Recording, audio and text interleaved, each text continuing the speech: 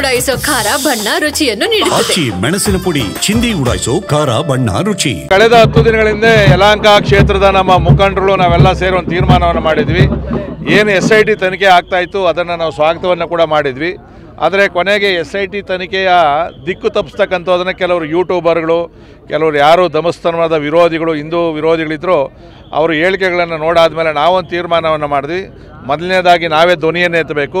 ಇವರು ತನಿಖೆಯನ್ನು ಮಾಡೋದಕ್ಕೆ ಏನು ಸೌಜನ್ಯಗಳ ಕೊಲೆ ಕೇಸ್ಗಿತ್ತು ಅದಕ್ಕೆ ನಮ್ಮದೇನು ಅಭ್ಯಂತರ ಇಲ್ಲ. ಆದರೆ ಅದರ ನೆಪದಲ್ಲಿ ಇವತ್ತು ಧರ್ಮಸ್ಥಳಕ್ಕೆ ಅಪಪ್ರಚಾರ ಮಾಡ್ತಕ್ಕಂಥ, ಮಂಜುನಾಥ ಸ್ವಾಮಿಗೆ ಕಳಂಕ ತರ್ತಕ್ಕಂಥ ಏನೊಂದು ಹುನ್ನಾರ ನಡೀತಾ ಅಂತ ನಮಗೆ ಮನವರಿಕೆ ಆದಮೇಲೆ ನಾವು ಇವತ್ತು ಧರ್ಮಸ್ಥಳ ಚಲೋ, ಧರ್ಮಸ್ಥಳದ ಜೊತೆಯಲ್ಲಿ ನಾವು ಅಂತೇಳಿ ಒಂದು ಕಾರ್ಯಕ್ರಮಕ್ಕೆ ನಾವು ಕರೆ ಕೊಟ್ಟಿದ್ವಿ.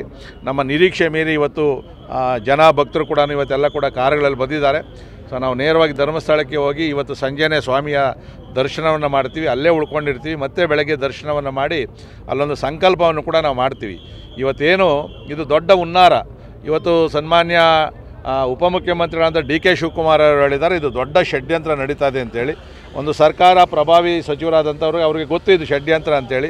ಇದು ಭಾಳ ಮೊದಲೇ ಹೇಳಿದರೆ ಇದೊಂದು ಇಷ್ಟೊಂದು ಅಪಪ್ರಚಾರ ಆಗ್ತಾ ಇರಲಿಲ್ಲ. ಕೊನೆಗೆ ಅಂತಿಮವಾಗಾದರೂ ಕೂಡ ಅವರು ಸತ್ಯವನ್ನು ಹೇಳಿದ್ದಾರೆ.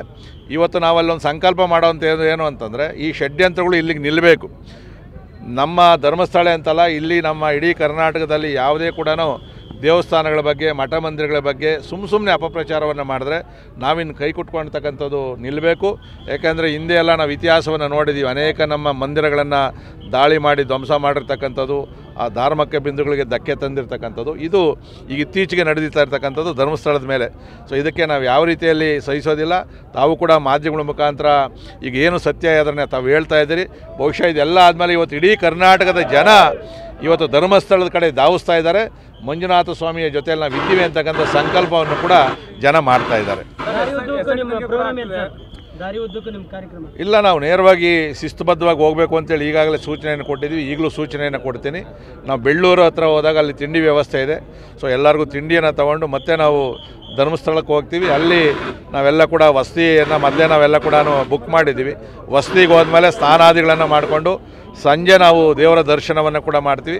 ಮತ್ತು ಅಲ್ಲಿರ್ತಕ್ಕಂಥ ಅನೇಕ ಪ್ರೇಕ್ಷಣೀಯ ಸ್ಥಳಗಳ ವೀಕ್ಷಣೆಯನ್ನು ಮಾಡಿ ಮತ್ತೆ ನಾಳೆ ಬೆಳಗ್ಗೆ ನಾವು ಮತ್ತೆ ನಮ್ಮ ಶಾಸಕರ ಜೊತೆಯಲ್ಲಿ, ನಮ್ಮ ಮುಖಂಡರ ಜೊತೆಯಲ್ಲಿ ಸ್ವಾಮಿಯ ದರ್ಶನವನ್ನು ಮಾಡಿ ಹೊರಗಡೆ ಬಂದು ನಾವೊಂದು ಸಂಕಲ್ಪವನ್ನು ಕೂಡ ನಾವು ಮಾಡ್ತೀವಿ.